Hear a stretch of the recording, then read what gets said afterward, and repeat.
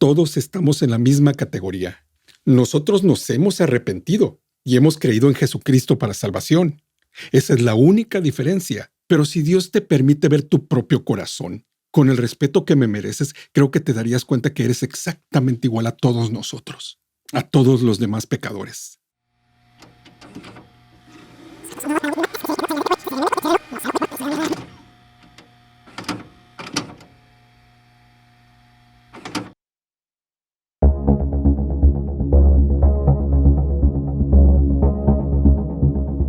El tema de los matrimonios entre personas del mismo sexo es un tema que probablemente no habría surgido con frecuencia en generaciones pasadas, pero en nuestra época, en la época actual, es uno de los temas más importantes.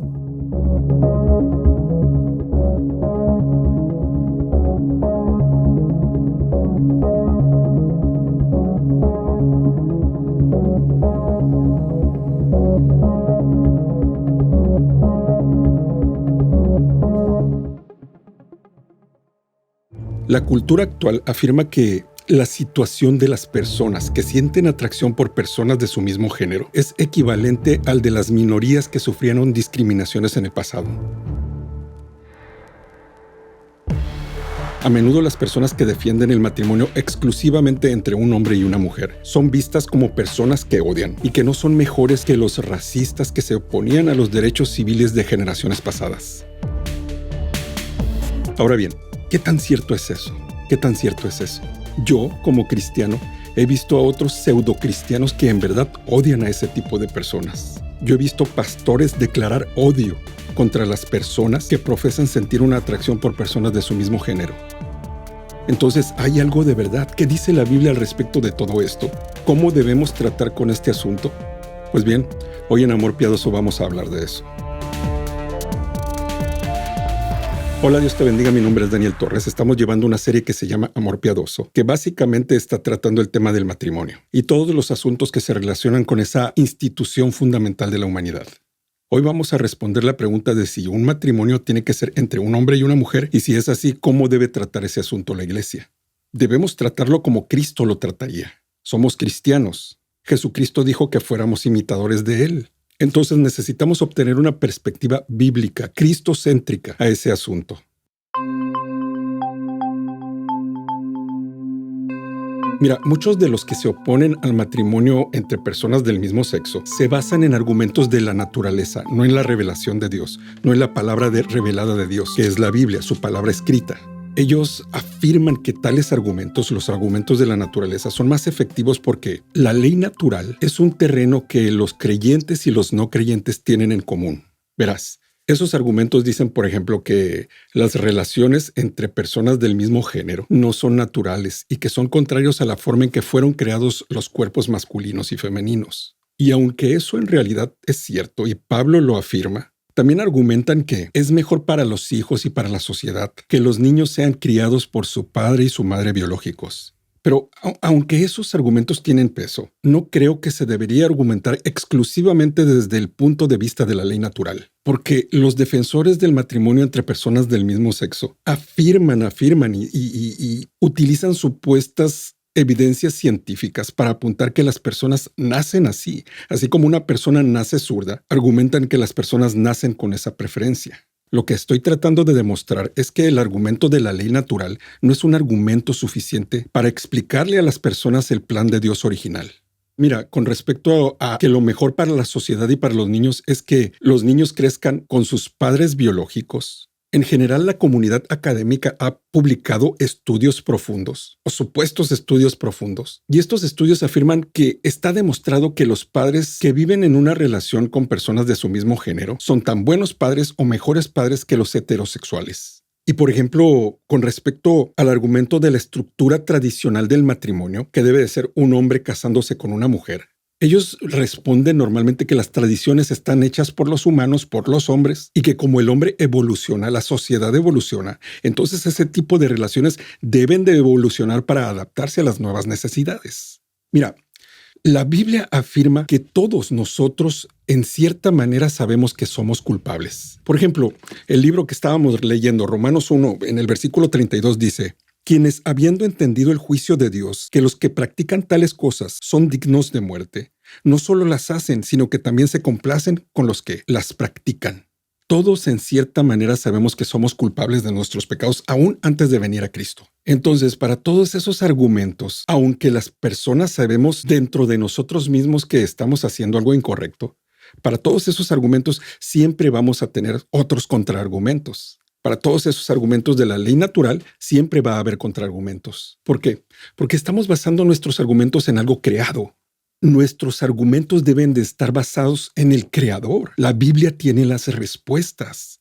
Entonces, los argumentos reales, los argumentos verdaderos que afectan a las personas y que los pueden llevar al gozo eterno en Dios, deben estar basados en la Escritura, no en argumentos de la naturaleza creada, que sí tienen su propio peso, pero siempre tienen contraargumentos. Debemos de partir desde el principio de que el matrimonio es lo que es porque Dios dijo que así fuera, porque Dios lo ha revelado de esa manera en su palabra. Precisamente por eso empecé esta serie con las bases, sentando las bases de que el matrimonio es un diseño divino, es un diseño de Dios, y solo Él tiene derecho de definir lo que es o lo que no es un matrimonio. El matrimonio entre personas del mismo sexo es incorrecto porque Dios lo dice y por las razones que Dios da. Una vez que se elimina la autoridad de Dios de la vida de los humanos, casi todo es posible. Las leyes humanas sustituyen a la revelación divina. Si lees el Antiguo Testamento, cuando se excluía la ley de Dios de la sociedad, las personas hacían lo que querían. Y es lo mismo siempre con el ser humano. Cuando se excluye la revelación divina, los seres humanos siguen haciendo lo que se les da la gana, es decir, lo que los haga sentirse bien y sentirse contentos. Y sobre todo en nuestra generación, donde las personas creen que todo está diseñado para hacerlos sentirse bien. Y a esa generación de personas es a la que tenemos que convencer de que su gozo pleno y su felicidad plena va a estar en seguir la revelación divina. Porque si se excluye la revelación divina, surgen otras preguntas. ¿Por qué el matrimonio tiene que ser entre dos personas? ¿Por qué no más personas? ¿Por qué no 3, 4 personas? ¿Por qué el matrimonio se limita a los humanos y no incluye a las mascotas? ¿Por qué no puede casarse uno con uno mismo? Si alguien afirma que nació sintiéndose atraído por personas de su mismo género y eso justifica el comportamiento, ¿por qué no puede afirmar alguien más que nació polígamo, que nació adúltero? El mundo dice que uno puede crear su propia identidad y género y que por eso la sociedad es libre de redefinir lo que es el matrimonio. La Escritura revelada por Dios, en la que debemos basar nuestros argumentos, afirma que Dios nos diseñó de un género, que Él nos asignó nuestro género, hombre o mujer, y que Él es el que define el matrimonio. Los defensores del matrimonio entre personas del mismo género hacen un enorme esfuerzo en tratar de interpretar los textos bíblicos para intentar probar que ese tipo de relaciones entre adultos que consienten está totalmente permitida en la palabra de Dios, porque amor es amor. Pero todos esos argumentos dejan de ser legítimos cuando consideramos cuidadosamente lo que Dios ha revelado del matrimonio y del sexo. Dios creó a los humanos como hombres y mujeres. Dios definió lo que es el matrimonio en el libro de Génesis. Él ordenó que fuera un pacto de compañerismo de por vida entre un hombre y una mujer y estableció roles diferentes para cada uno. Por cierto, la cuestión de que Dios designó roles diferentes a los hombres y a las mujeres es crucial para todo este debate. Y por cierto, lo vamos a tratar en otro video, los roles de la mujer y los roles del hombre. Pero desde un tiempo para acá, muchos movimientos sociales han tratado de eliminar las diferencias entre hombres y mujeres en la sociedad y en el matrimonio y definir que todos somos iguales. Tristemente, muchos grupos evangélicos, muchas iglesias han caído en ese juego, han seguido esa misma corriente cultural. Por ejemplo, con el argumento de que para el Señor, para Dios, ya no hay esclavo ni siervo, ni hombres ni mujeres, ni griego ni judío. Y con eso quieren definir que los hombres y las mujeres somos exactamente lo mismo, que no tenemos roles distintos. Eso se llama egalitarianismo. Y esa filosofía niega la enseñanza bíblica de que los hombres y las mujeres tenemos roles complementarios. Y esa es la enseñanza bíblica. Los hombres y las mujeres tenemos roles distintos tanto en el hogar como en la iglesia. Y muchas mujeres decepcionadas de los hombres, defienden esa postura diciendo que como los hombres no se hacen cargo, y tristemente es cierto, ellas tienen que hacerse cargo. Sin embargo, eso no les da permiso de redefinir los roles. Los roles fueron establecidos por Dios. El pecado de los hombres irresponsables no permite redefinir la palabra de Dios. Y esto al final lleva al argumento con respecto al tema que estamos tratando, de que como todos somos iguales, pues no importa con quién te cases. Dios creó al hombre y a la mujer para ser diferentes no solo físicamente, sino también en el papel que desempeñan en el matrimonio. Un verdadero matrimonio requiere uno de cada género, un hombre y una mujer. No hay otra relación que en verdad sea un matrimonio según la revelación divina. Y eso independientemente de lo que digan los jueces, los tribunales, las encuestas, los estudios sociales y todo ese tipo de cosas. Entonces, ¿cómo debemos afrontar ese asunto? Como Jesucristo afrontó las cosas, con amor y misericordia. Y aparte, nosotros como seres humanos, como seres creados, entendiendo que todos esos seres humanos, cada uno de ellos lleva la imagen de Dios en ellos y que todos somos pecadores. Que si Dios nos deja a nuestra propia voluntad y nos desata a nuestros propios deseos, haríamos ese tipo de cosas. Quizás no sentiríamos atracción probablemente con personas del mismo sexo, pero correríamos a ser adúlteros, correríamos a nuestras adicciones, nos lanzaríamos a los brazos de nuestras lujurias. Y con esa visión debemos de llegar a esas personas, no sintiéndote mejor que ellos. Por ejemplo, 1 Corintios en el capítulo 10, versículo 13 dice, no os ha sobrevenido ninguna tentación que no sea humana.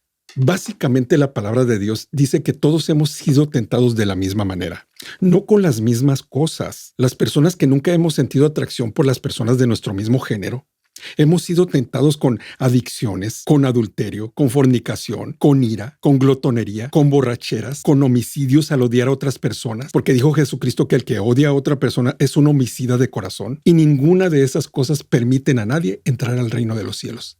Todos estamos en la misma categoría.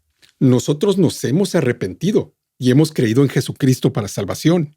Esa es la única diferencia. Y es lo que queremos conseguir de esas personas. Pero si Dios te permite ver tu propio corazón, con el respeto que me mereces, creo que te darías cuenta que eres exactamente igual a todos nosotros, a todos los demás pecadores, algunos arrepentidos y perdonados. Pero así como algunos somos tentados a las adicciones, a la lujuria, a la mentira, al adulterio, otras personas son tentadas con atracción hacia las personas de su mismo género.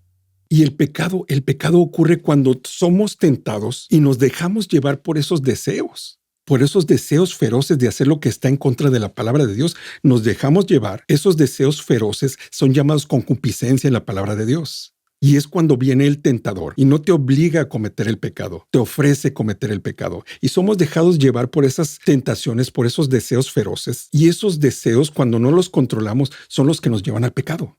Por eso, un error de nuestra cultura es suponer que nuestros deseos, incluyendo los que están en contra de la palabra de Dios, son totalmente legítimos. No todos los deseos son malos. El deseo que puede sentir un marido por su mujer no es malo en lo absoluto, es esperado por el diseño del matrimonio. Pero varones, seamos honestos. No tenemos que andar en el centro comercial así. Pueden llamarnos mojigatos, pero nos conocemos. Y yo no digo que todos los varones sean iguales, pero muchos de nosotros tenemos que andar con la vista fija porque conocemos de dónde nos rescató el Señor. Si vamos a llegar con estas personas, debemos de tener bien presente la verdad bíblica de que no somos naturalmente distintos a ellos ni mejores que ellos. Somos nuevas criaturas creadas por Dios, bendito sea su nombre. Ya no somos ciudadanos de este mundo, pero todo eso por la gracia y misericordia de Dios, no por algo que nosotros nos hayamos ganado.